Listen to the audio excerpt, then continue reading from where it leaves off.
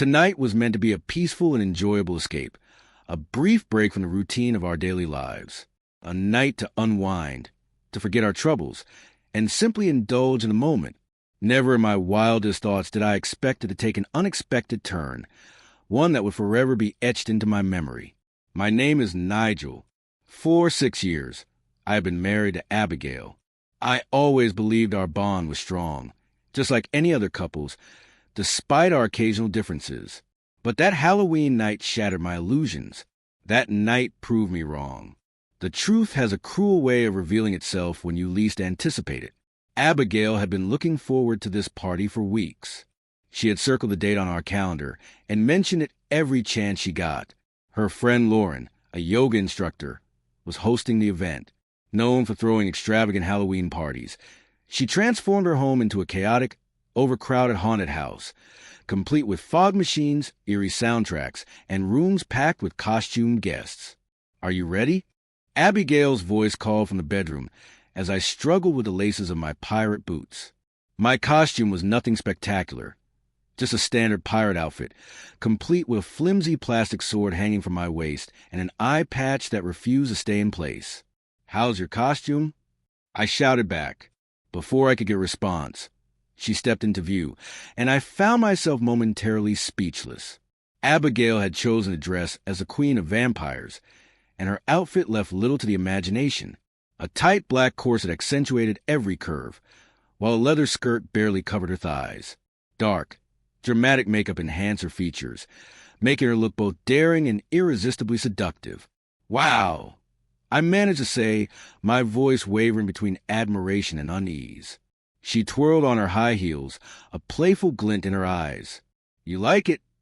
I wanted to tell her it was too revealing, that she would be walking into a house full of strangers dressed like that. But I swallowed my thoughts, not wanting to seem possessive. Instead, I forced a smile and said, "You look great." By the time we arrived, the party was already in full swing. Music pulsed through the house, blending with the overwhelming mix of alcohol and pumpkin spice in the air. Lauren, dressed as a battered zombie bride with smudged makeup and a torn veil, greeted us at the door. "Abigail, Nigel, you made it." She pulled Abigail into a tight embrace, her gaze flickering over Abigail's costume with a knowing smirk. "You're going to be the star of the night, girl." Abigail laughed. "Oh, come on." I offered a small, polite smile and stayed close to my wife as we maneuvered through the crowded room. Inside, the atmosphere was wild, deafening music, endless drinks, and people shouting over each other as they laughed and danced. Abigail moved through the crowd effortlessly, chatting and laughing with nearly everyone she met. As the night wore on, I couldn't help but notice how much she had been drinking.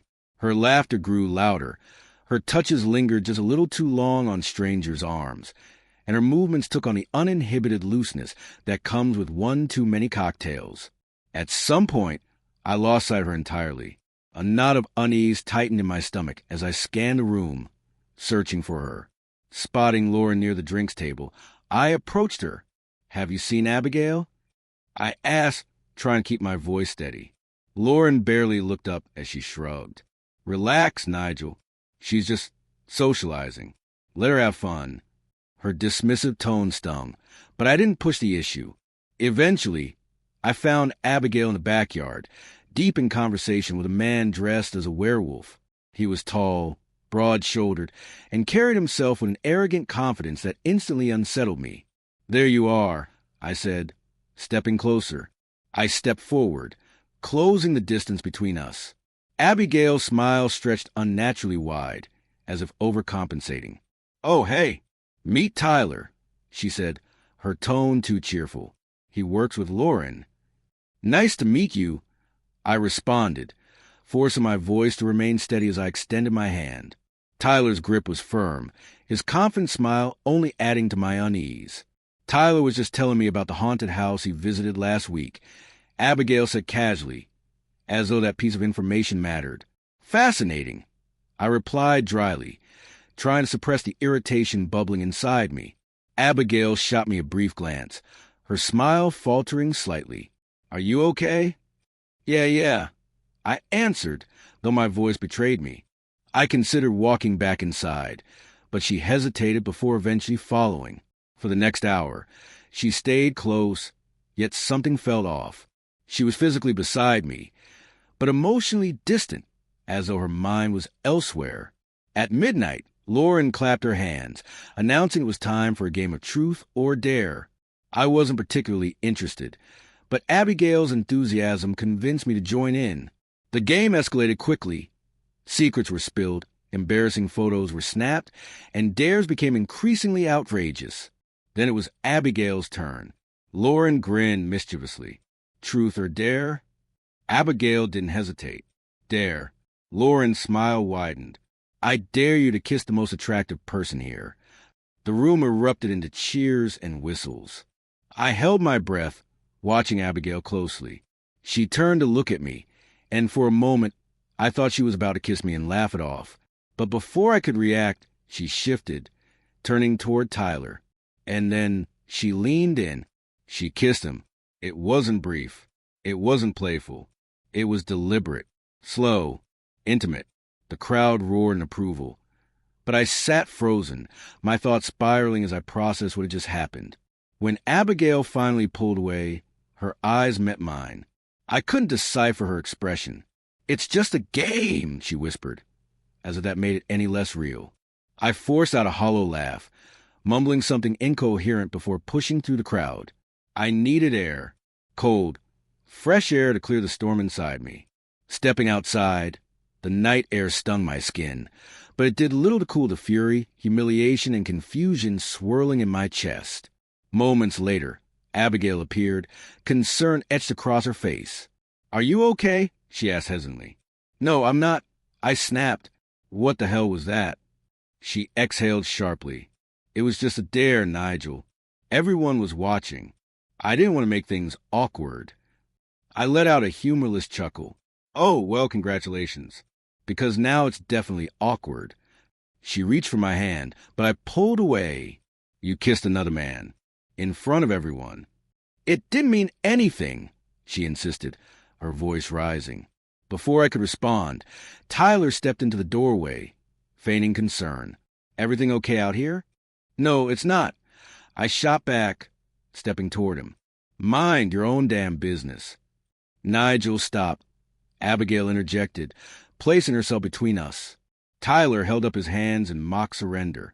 "Didn't mean to intrude," he said smoothly before retreating inside. I turned to Abigail, my jaw clenched. "This is unbelievable." "You're overreacting," she said, her arms crossing. "It's just a party, Nigel. You're being jealous." "I'm going home," I said, my voice firm. Her eyes widened. "What? Why?" "Because I'm done pretending everything is fine." She scoffed. "You're being ridiculous. It was just a stupid game." "I don't care anymore." I turned, standing on the porch, waiting for her to come to her senses. But she didn't move. "Grab your bag," I ordered, gesturing toward the car. "We're leaving. Now." Abigail didn't budge. Her stance was firm, her expression unyielding. "No," she said, lifting her chin defiantly. "I'm staying." My voice dropped, dangerously low. "Abigail, if you don't come home with me right now, we're done." Her eyes narrowed. A flicker of defiance shone in them. "You don't own me, Nigel. If you want to leave, go. But I'm staying." I stared at her, the weight of her words pressing heavily on my chest. "This is your choice," I said finally. "You're choosing this party him over us, over our marriage." She didn't respond. And somehow, her silence hurt more than anything she could have said. My voice turned cold. "Fine. Whatever." I walked away, each step heavier than the last, heading toward the car. And I didn't look back. I slid into the driver's seat, gripping the steering wheel with trembling hands.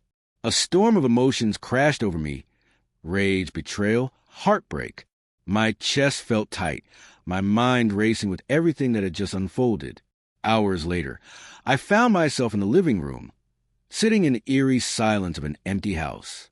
The stillness mocked me, amplifying my thoughts as I struggled to make sense of it all.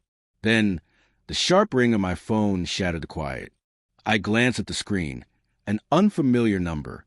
After a moment's hesitation, I answered, "Hello, this is Nigel." The voice on the other end was hesitant. "Hey, this is Brad, Lauren's boyfriend. We met earlier tonight." I frowned. "Yeah." My tone was wary. I had no idea why he was calling me. Brad exhaled audibly, as if gathering the courage to speak. "Look, man, I don't know how to say this, but you deserve to know. Abigail and Tyler, they're upstairs. Together." The world tilted beneath me. My stomach clenched so hard it felt like I was going to be sick. "Are you sure?" I asked, though deep down I already knew the answer. Brad sighed. "Yeah, I'm really sorry, Nigel. You had a right to know." I didn't reply. I simply ended the call and set my phone on the table, my hands shaking violently. My gaze drifted to the framed wedding photo across the room. Our smiling faces, frozen in time, a cruel reminder of what once was. Something inside me snapped. I grabbed the frame and hurled it against the wall. The glass shattered, the sound echoing through the empty space, but it wasn't loud enough to drown out the pain. My body moved on instinct. I walked to the closet, pulling out the folder that held our marriage documents, the so-called proof of the vows and promises we had made. They meant nothing now. I tore them apart, piece by piece, ripping our life together to shreds. The silence pressed down on me like a crushing weight. I couldn't stay here. I grabbed a bag, stuffed it with clothes, and left. The hotel I checked into was cold, impersonal.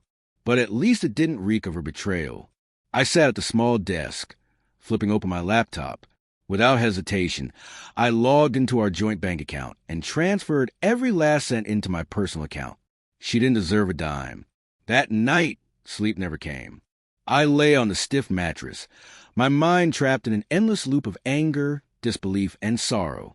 Over and over, I replayed the events in my head until the first light of dawn crept through the window.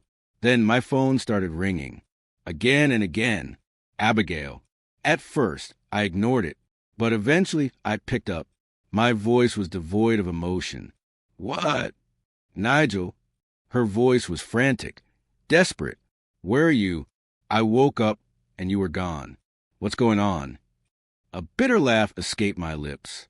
"Are you seriously asking me that? I told you what it would mean if you stayed at that party. And then you went upstairs with him." Silence. And then, at last, a whisper. "Who told you?" I scoffed. "Does it matter? The truth is the truth." "Nigel, please."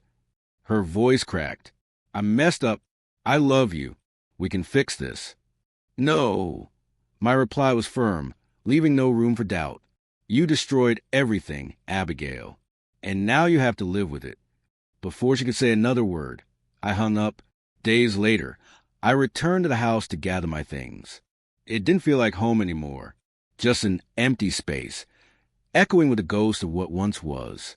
As I pulled into the driveway, I noticed an unfamiliar car parked outside. A sickening sense of foreboding settled in my gut, and then I heard it, the unmistakable sounds coming from the bedroom. My blood ran cold. My feet felt heavy as I climbed the stairs, each step fueled by a terrifying certainty. I pushed open the door. There they were, Abigail and Tyler, tangled together in our bed. A wave of pure rage crashed over me. My voice trembled, thick with fury. "What the hell is this?" Abigail froze, her face draining of color. "Nigel, I didn't want you to see this." My hands clenched into fists, my vision blurred with anger. "This is what you call a mistake? This is your regret?" Tyler scrambled to cover himself, but I ignored him. Instead, I pulled out my phone and snapped a picture, a final, undeniable piece of evidence. Cold, irrefutable. "I'm giving you 2 days," I said, my voice like ice. "Pack your things and get out. If you're still here after that, I'll have the police throw you out." Abigail stared at me, her face a mixture of guilt and something else, something broken. But I didn't care. Betrayal taught me a lesson I would never forget. Love isn't enough. Without trust, loyalty, and respect, it's just an illusion. And every Halloween, I remember the night my world fell apart. But it was also the night I found the strength to walk away from someone who never deserved me. For that, I will always be grateful. The end.